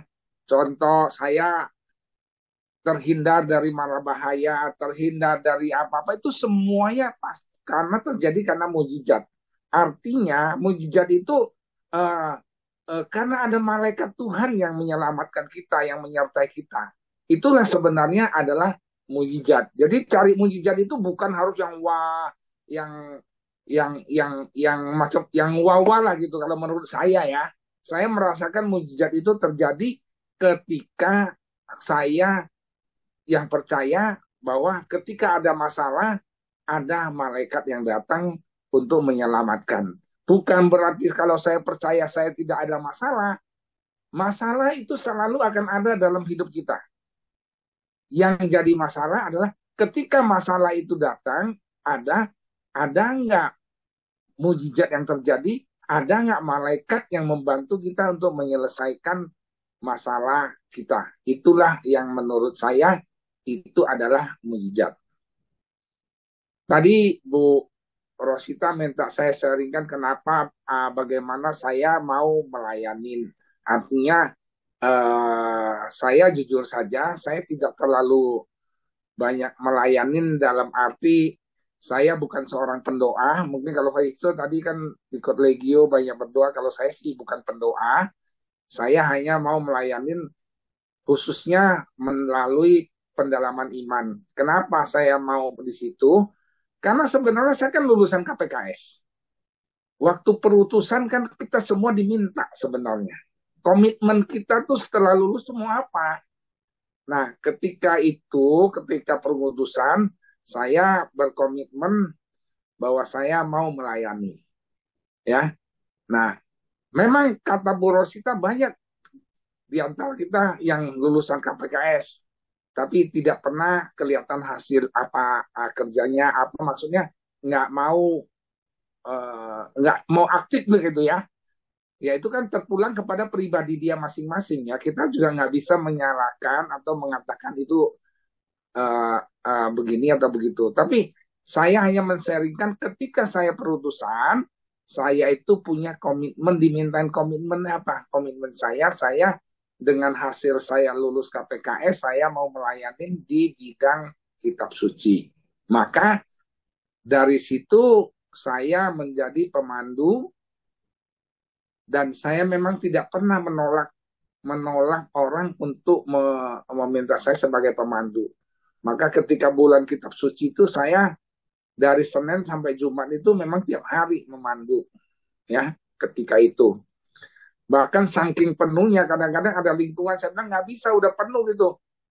Dia berkorban, dia bilang udah kalau gitu saya malam minggu bisa nggak? Waduh, kalau malam minggu atau minggu malam saya nggak berani janji. Saya bilang saya nggak tahu besok tiba-tiba ada kondangan, ada pertemuan keluarga yang udah saya janjikan, ya. Tapi kalau 1 minggu sebelum sebelum hari hanya saya baru bisa jawab kalau Sabtu Minggu. Kalau hari lain oke, saya akan isi ke agenda saya. Nah, maka kadang-kadang juga Sabtu, kadang-kadang Minggu saya juga memandu Bu Rosita, ya. Nah, itu semuanya karena komitmen. Komitmen saya ketika lulus KPKS, ketika saya pengutusan, itulah komitmen saya. Jadi, saya melakukan ini karena saya takut sama Tuhan. Karena saya itu komitmen di depan Romo, ya kan? Saya komitmen, saya janji sama Tuhan, bukan janji sama Romonya, tapi saya kan janji sama Tuhan. Maka saya tetap melakukan tugas-tugas saya seperti itu. Mungkin itu aja Bu Rosita. Jadi karena ya itulah, kalau kita mau melayanin kita tuh harus komitmen, ya. Nah, komitmen itu maka saya kadang-kadang juga berbagi. Jangan ngambil komitmen yang terlalu banyak. Komitmen itu kita harus ada jurusannya, satu jurus saja. Kadang-kadang ada orang ini ditawarin mau, ini ditawarin mau, ini akhirnya pusing sendiri, nggak bisa komit. Kesini nggak komit, kesana nggak komit. Maka saya memutuskan hanya komit di KKS, dan dulu sempat diminta juga di katekis. Jadi saya katekis cukup lama, saya di katekis mungkin juga hampir 15 tahun. Tapi setelah saya lihat banyak-banyak muka-muka baru, banyak orang-orang baru yang muda-muda, maka sekarang saya mengundurkan diri dari katekis. Biarlah diberikan kesempatan kepada yang muda-muda. Demikian juga di KKS, sebenarnya kan saya sudah tidak terlalu mau aktif Bu Rosita, tapi saya bukan mengundurkan diri, saya mau memberikan kesempatan kepada generasi-generasi baru supaya mereka punya kesempatan juga bisa melayani. Ya, seperti saya udah janji juga sama Bu Rosita, biarlah kasih yang lain-lain dulu, yang muda-muda, yang baru-baru, kasih kesempatan mereka. Kalau sampai nggak ada, saya sebagai pemain cadangan aja. Saya setiap saat akan tampil sebagai cadangan. Kalau bisa biarkan yang muda-muda kasih kesempatan. Karena kadang-kadang juga memang orang lulus KPKS, kadang-kadang di paroki-paroki mereka tertentu, itu bukan mereka nggak mau melayanin, tapi kesempatan untuk melayanin itu yang tidak diberikan oleh para pengurusnya. Dianggap kamu kan baru, kamu masih baru, kamu belum layak, belum pantas, yang lama aja. Nah, menurut saya itu juga salah, ya. Kita tuh harus memberi kesempatan kepada yang baru-baru, yang muda-muda, biarlah mereka punya kesempatan untuk mau melayanin. Karena melayanin ini kan harus punya jam terbang, ya. Orang kalau tanpa punya jam terbang, dia tidak akan pernah bisa melayani dengan baik. Saya juga pada awalnya juga gemetaran, ya, juga nggak bisa apa-apa, sebenarnya juga nggak ini, tapi mungkin karena jam terbangnya udah lama, jadi sehingga kita bisa lebih bagus. Maka saya sarankan, tolong Bu Rosita berikan kesempatan kepada yang muda-muda, supaya mereka juga punya kesempatan untuk mau melayani. Saya sendiri sih belum kenal PC nih, angkatan berapa di KPKS, ya saya nggak tahu nih. Angkatan 25. Oh, 25. Ya, angkatan 25. Saya udah terakhir udah nggak begitu ikutin, jadi saya udah nggak ngikutin angkatan. Sekarang udah angkatan berapa gitu, ya. Sedangkan saya sendiri kan dari angkatan 11 sebenarnya di KPKS. Nah, jadi saya kira cukup itu dulu. Saya hanya itu aja yang bisa saya bagikan Bu Rosita dan Fece. Ya, semoga Fece semakin bagus, karena bagus itu kan perlu jam terbang memang, ya. Kalau kita tidak pernah nampil, kita nggak pernah punya jam terbang. Jadi kalau memang mau ini harus dengar mujizat itu terjadi, karena penyertaan Tuhan tuh selalu sama kita tuh, orang yang percaya pasti ada penyertaan Tuhan. Jadi berkaryalah terus, Fece, jangan takut, ya. Cukup saya kira. Oke. Terima kasih Pak Agus. Pak Agus sudah Pak Agus, Bu Vice itu udah menjadi contoh dan memotivasi kita semua bahwa Tuhan memanggil kita, kita mau nggak menyambutnya? Itu kan ya, Pak Agus ya. Kalau enggak kan nggak terjadi. Kalau kita mau berani melangkah, ya akan apa ya? Ada kerinduan juga untuk mewartakan gitu ya, Pak Agus ya. Ada kerinduan untuk Betul, mewartakan. betul. Jadi kita tuh sebenarnya bukan hanya ini perlu tanya kepada diri kita sendiri. Kenapa saya bisa masuk KPKS? Kenapa saya dikasih kesempatan bisa belajar? Nah, setelah belajar ini kenapa Tuhan manggil saya belajar di KPKS? Tentu Tuhan punya rencana. Nah, setelah itu kita harus menjawab. Jadi kita tuh harus tanya kepada diri saya sendiri, diri kita, saya kenapa dikasih kesempatan untuk masuk ke situ? Ya artinya ke situ bukan hanya ke KPKS ya, artinya hidup kita itu dimanapun juga pasti Tuhan punya rencana. Masalahnya kita mau menjawab panggilan Tuhan enggak. Banyak orang sebenarnya juga dipanggil oleh Tuhan, tapi kan belum tentu dia mau menjawab panggilan Tuhan itu sendiri. Tapi itu kan pilihan dia. Kita tidak boleh menyalahkan, itu adalah pilihan dia. Maka saya sarankan, ya ketika kita mau melayani, kita tuh perlu membangun kepekaan diri kita untuk mendengar panggilan Tuhan.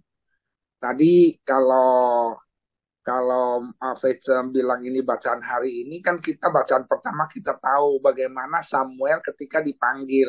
Dia juga nggak tahu, tapi akhirnya kan dia mau dibantu oleh siapa Hana tuh ya, yang mengatakan itu nanti kalau Tuhan manggil lagi kamu jawab ya. Banyak kita seperti Samuel, banyak dipanggil nggak tahu, tanya nggak apa-apa, tapi ada orang lain yang mengajarkan kepada kita ketika Tuhan manggil kamu jawablah Tuhan. Nah itu menurut saya dari bacaan hari ini ya. Terima kasih. Ya, oke. Boleh saya tambahkan?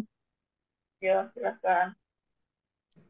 Makasih kesempatannya. Saya juga baru kali ini masuk ke Zoom ini ya. Kebetulan saya lihat di grup lingkungan dan saya mencoba masuk di grup ini, tapi saya belum pernah ngikut namanya KPKS.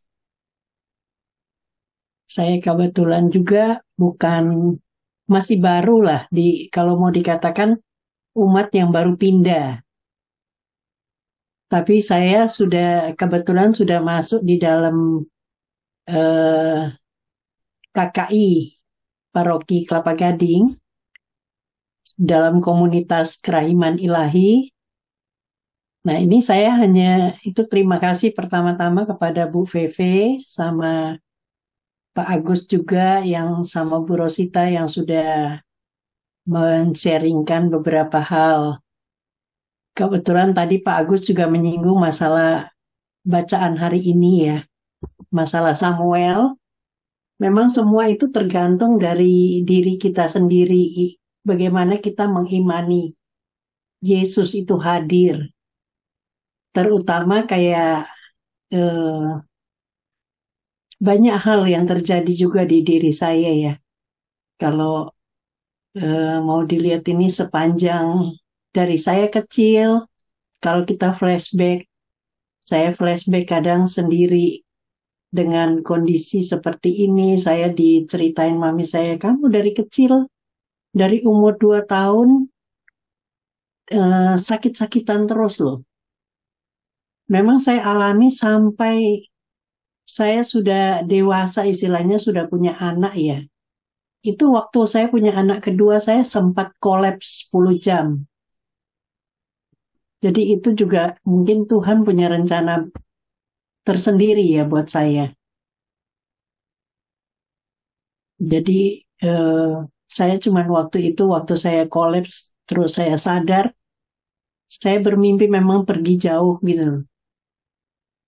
Pergi jauh, dan pada saat saya sadar itu saya cuma waktu doa, Tuhan kalau masih memberi saya kesempatan, saya cuma mohon supaya saya bisa membesarkan anak-anak saya yang waktu itu masih kecil-kecil.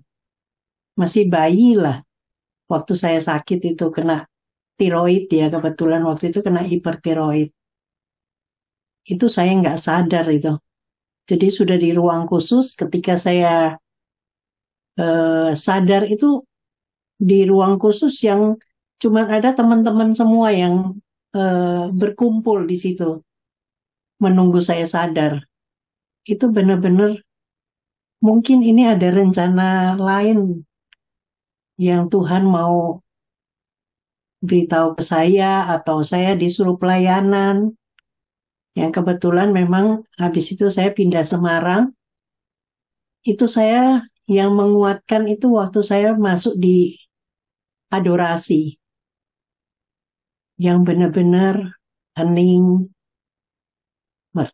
merasakan kebetulan dipandu oleh kakak-kakak yang sudah lebih dulu ya mengikuti, kebetulan di bawah naungan Romo Yohanes ya KTM. Itu saya masuk di sana. Dan di situ benar-benar saya pikir, aduh, saya nggak biasa doa dengan itu tadinya. Yang menyanyi, yang seperti, maaf, seperti mungkin apa karismatik gitu ya. Kalau di agama seberangnya kita bilang karismatik lebih, mesti tepuk tangan, mesti begini-begini sampai menangis atau apa. Saya bilang, aduh saya nggak bisa. Saya tuh lebih senang hening. Terus akhirnya saya dibawa ke adorasi gitu ya. Nah, di sana saya merasakan hadirnya Tuhan lebih dalam lagi. Yang sampai saat ini mungkin yang kayak tadi saya singkat cerita yang masalah bacaan hari ini itu ke Samuel. Itu selalu saya katakan pada saat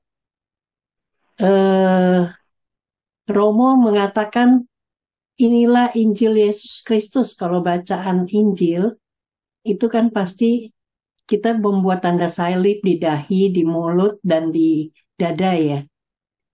Nah itu saya selalu bilang terpujilah Kristus dalam apa namanya, dimuliakanlah ya, dalam pikiran, dalam perkataan, dalam perbuatan, dan bersabdalah ya Tuhan, hambamu mendengarkan. Selalu itu kata-kata itu selalu saya udah kebiasaan ngucapin itu gitu loh. Jadi saya terus ingat, oh ini kata-kata Samuel rupanya. Kebetulan saya juga ikut KDV ya. KDV itu memang baca kitab suci sama Romo Rukmanto ya. Mungkin ada teman-teman yang ikut komunitas ini ya. Sudah lama sekali, masih saya KDV-nya masih angkatan ke-60. Sekarang mungkin 200-an gitu. Nah itu yang udah gitu, satu hal lagi, di saat kita menyambut komuni itu lebih memang menguatkan. Dan saya nggak tahu ya Bu Feve mungkin bisa kasih informasi. Saya tuh setiap kali komuni itu saya merasakan benar-benar itu daging, bukan roti itu loh. Gimana sih kalau kita kayak mau mengunyah daging itu kayak nggak mau, dia menyatu gitu loh. Itu yang selalu saya alami di setiap komuni. Jadi itu saja sih sharing saya sebenarnya. Masih banyak lagi memang mujizat-mujizat yang terjadi, cuman ya kalau diceritakan nggak habis-habisnya ya. Kebaikan Tuhan itu terlalu banyak untuk hidup kita. Makasih. Oke, makasih Bu Tina. Silahkan, ada teman lain, Bapak Ibu.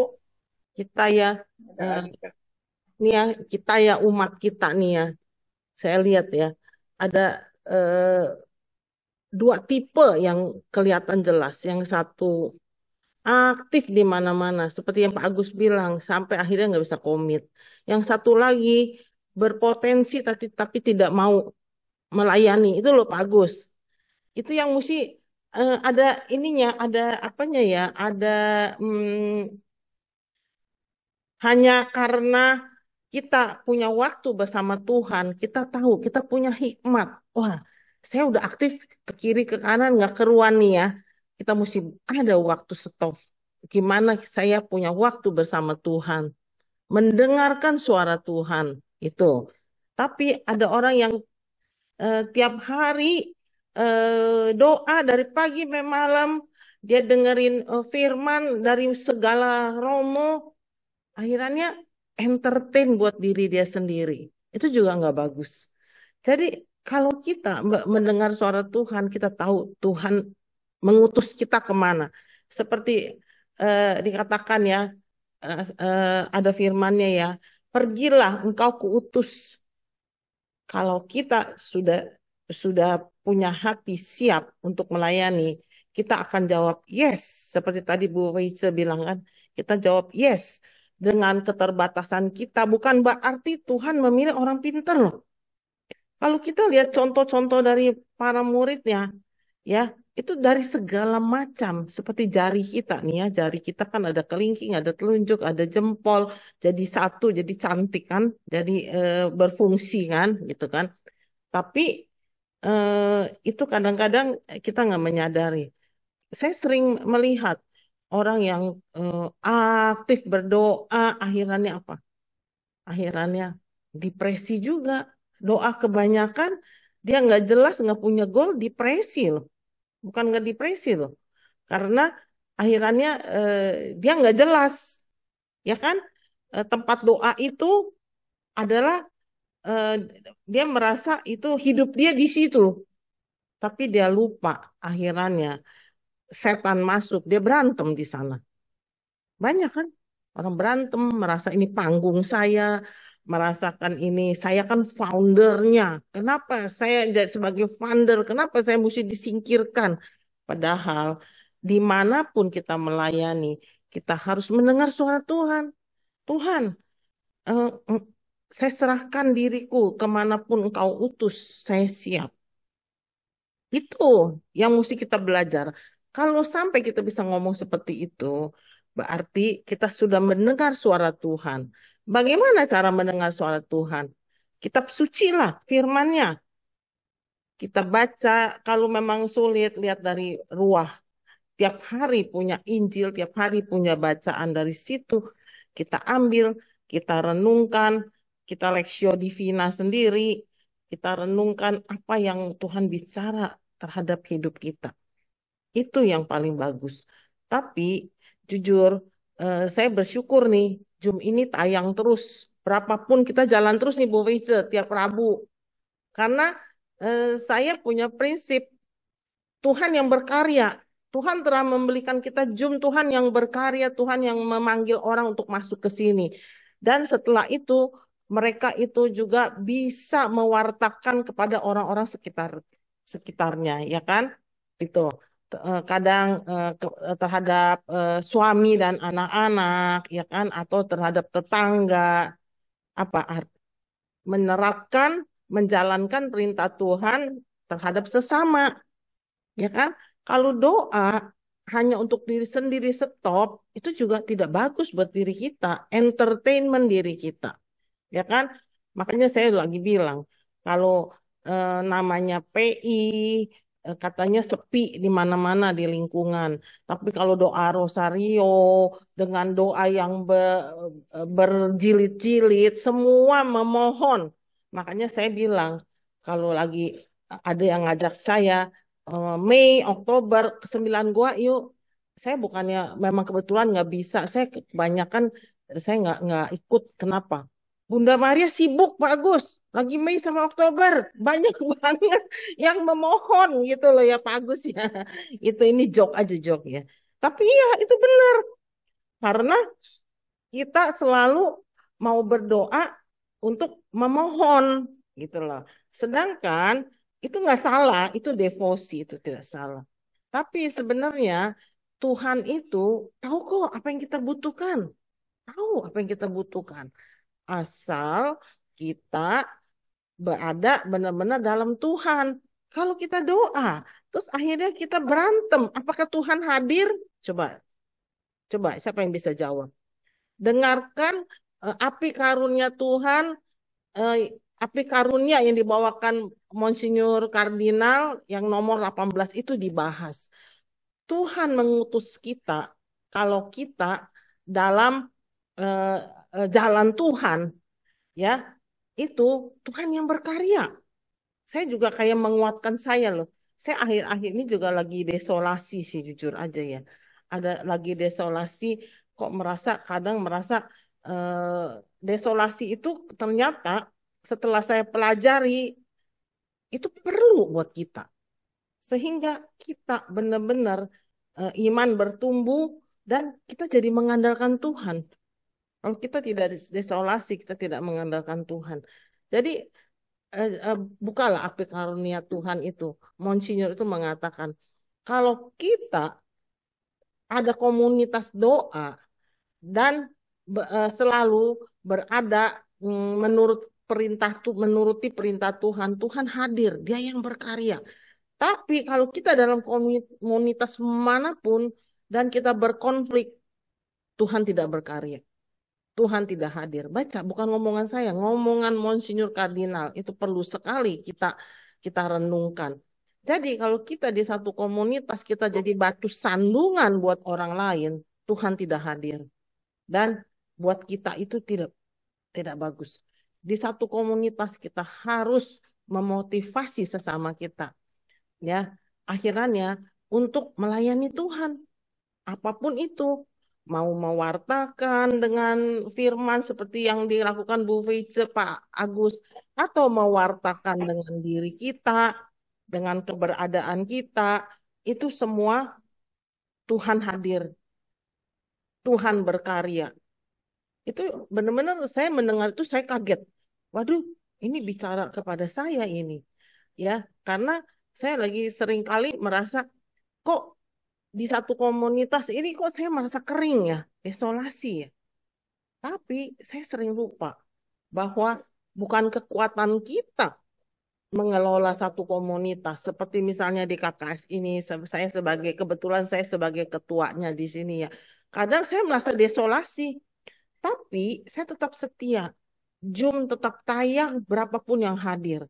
Dan puji Tuhan, kita ketemu orang baik seperti Bu Feice bersedia hadir walaupun dia sudah sibuk. Dan seperti Pak Agus bilang kan, pemain cadangan.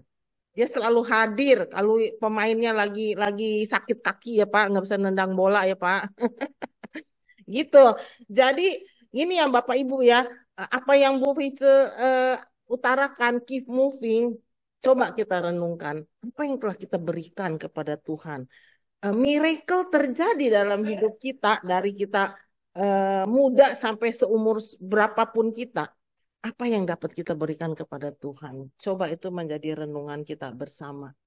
Supaya, saya kok belum melakukan apa-apa. Ayo, masuklah di salah satu komunitas yang kita merasa cocok.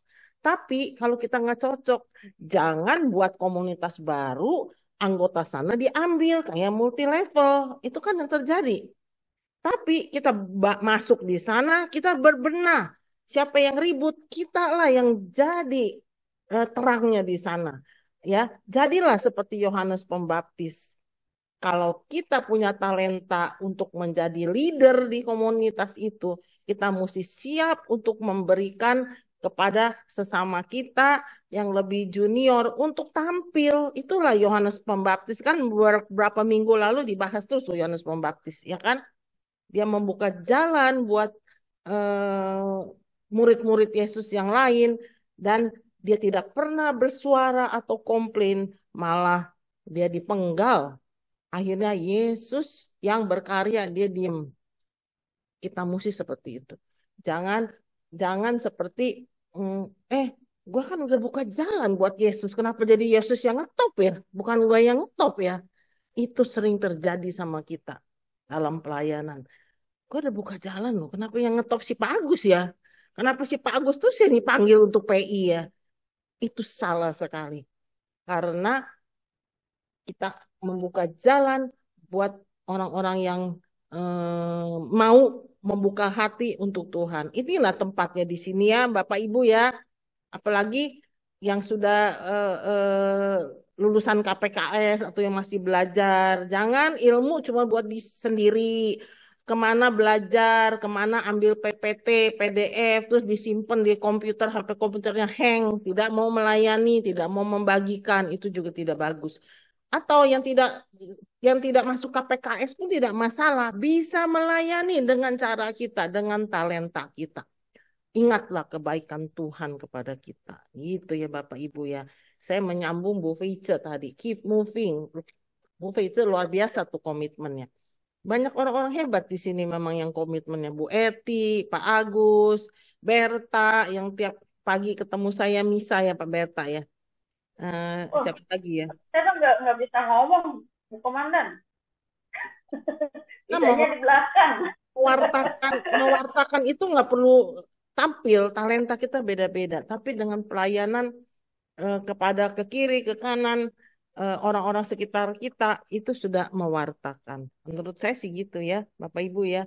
Kita balikan kepada ini nih, kepada Bu Feice. Ayo sebagai penutup Bu Feice, gimana Bu Feice? Terima kasih ya. Terima kasih Bu Rosita, Pak Agus, juga teman-teman yang sudah sharing malam hari ini sangat meneguhkan ya. Karena saya selalu percaya dalam setiap pertemuan dalam Kristus pasti ada hal yang bisa meneguhkan kita. Jadi bukan masalah saya memberi, tapi saya menerima selalu lebih banyak. Ya, hari ini saya menerima lebih banyak karena sharing-sharing yang meneguhkan dari teman-teman semua. Sekali lagi saya mengajak kita semua untuk keep moving, jangan berhenti. Ada kalanya kalau memang kita butuh untuk berhenti, jangan lupa di saat kita berhenti pun roh kita harus tetap menyala-nyala. Di saat kita sedang merenungkan kondisi pribadi kita tetap berdoa dan membaca firman Tuhan. Karena apa? Karena ibarat mesin, kehidupan kita juga adalah mesin yang harus terus beroperasi. Cara mengoperasikan mesin itu dengan cara membaca buku manualnya. Buku manual itu adalah Alkitab kita. Jadi kita baca segala hal yang Tuhan sampaikan kepada kita aplikasikan dalam kehidupan kita sehari-hari, mewartakan tidak harus selalu dengan berbicara, seperti kata Bu Rosita ya, selalu tampil, tapi dalam kehidupan kita sehari-hari, ketika orang berjumpa dengan kita, dia sudah tahu kita pasti orang Katolik. Karena apa? Orang Katolik selalu memancarkan kasih, kelemah lembutan, ya sabar. Jadi nggak perlu pakai salib gede-gede aja dia udah tahu, oh orang ini pasti orang Katolik, gitu ya. Jadi dalam kehidupan kita tetap bergerak, biarkan roh Allah itu tetap menyala-nyala dalam kehidupan kita. Dimanapun kita melayani, di situ kita bertumbuh dan berbuah. Pasti ada buah yang bisa dikecap manis bagi sesama kita. Tuhan Yesus memberkati Bapak Ibu. Mohon maaf jika ada salah-salah kata. Yang bagus silakan dipetik, yang jelek dibuang dan lupakan saja. Saya juga penuh kekurangan. Terima kasih untuk kesempatan dari KKS untuk boleh berbagi ya. Mari kita bertumbuh bersama-sama. Terima kasih Bu Rosita, silakan. Yo, makasih Bu Pepe. Makasih Bapak Ibu semuanya. Sebelum diakhiri kita doa penutup dulu. Silakan Bu Pepe. Baik Bapak Ibu, mari kita siapkan hati kita bersatu dalam doa dengan menaikkan tanda kemenangan Kristus dalam nama Bapa dan Putra dan Roh Kudus. Amin. Bapa yang Maha Baik, Tuhan Yesus Kristus, Allah Roh Kudus, kami sungguh mengucap syukur kepadamu Bapa, karena pada hari ini dan rahmat kasih-Mu yang begitu indah, Engkau telah menyatukan kami melalui media Zoom ini. Kami boleh berbagi firman-Mu, kabar sukacita-Mu. Kami boleh mendengarkan dan kami boleh berbagi segala pengalaman iman kami yang begitu berharga, yang kami terima daripada-Mu. Bapa, Engkaulah guru yang terbaik bagi kami. Engkau mengajarkan kami dengan segala contoh-contoh konkret dalam kehidupan kami, di mana kami setelah menerima rahmat kasih-Mu dalam pembaptisan, kami harus terus bergerak karena roh kasih-Mu. Kami harus terus melayani, kami harus terus bertumbuh dan berbuah. Dan Engkau pun Allah yang telah menyertakan roh kudus-Mu bagi kami, sehingga kami dapat berbuah manis, dan kehidupan kami dapat menjadi berkat bagi banyak orang. Pandanglah anak-anak-Mu yang berhimpun dalam media Zoom ini ya Bapa, curahkanlah kami kasih-Mu melalui roh kudus-Mu, agar Kau mampukan kami semua mempunyai keberanian untuk berani maju bersaksi akan segala kebaikan yang telah Engkau tunjukkan dalam kehidupan kami. Kami percaya Bapa, Engkau Allah yang selalu memegang janji-Mu. Engkau akan menyertai kami dalam segala tugas perutusan kami hingga ke ujung bumi. Bapa, inilah kami, anak-anak-Mu yang berhimpun di dalam KKS Kelapa Gading. Berkatilah komunitas ini ya Bapa, biarlah firman-Mu semakin bertumbuh dalam kehidupan kami, biarlah orang-orang yang memandang kami boleh memandang kemuliaan-Mu, karena firman-Mu sungguh nyata, menjadi rema dalam kehidupan kami, teraplikasi dalam hidup kami sehari-hari. Berkati juga keluarga kami ya Bapa, agar dimanapun keluarga kami berada, mereka boleh melihat bahwa keluarga Katolik yang kudus sungguh-sungguh memancarkan terang-Mu.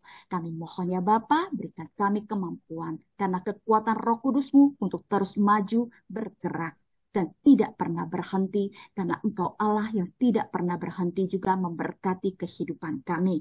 Kami boleh melihat lebih banyak lagi berkat-berkat-Mu. Melalui setiap pelayanan-pelayanan yang kami berikan, Engkau menyertai kami. Terima kasih Bapa, berkatilah semua anak-anak-Mu, panitia dari KKS ini, agar Engkau mampukan mereka untuk semakin banyak lagi merangkul umat-umat-Mu untuk lebih dalam mencintai firman-Mu, yang menjadi buku pegangan, buku manual dalam menjalani kehidupan kami seturut rencana dan kehendak-Mu. Semua doa ucapan syukur ini Bapa, kami persembahkan ke hadirat-Mu dengan perantaraan Bunda Maria dan Putra-Mu Yesus Kristus, Tuhan dan Juru Selamat kami. Kemuliaan kepada Bapa dan Putra dan Roh Kudus, seperti pada permulaan, sekarang, selalu, dan sepanjang segala abad. Terpujilah nama Yesus, Bunda Maria, dan Santo Yosef, untuk sekarang dan selama-lamanya. Santo Yakobus, Santo Andreas, Doakan. doakanlah kami. Amin. Dalam nama Bapa dan Putra dan Roh Kudus. Amin. Terima kasih Bu Feice. Terima kasih Bapak Ibu semua. Tuhan Yesus berkati. Sampai jumpa lagi di lain kesempatan ya. Ya, terima kasih. Terima kasih.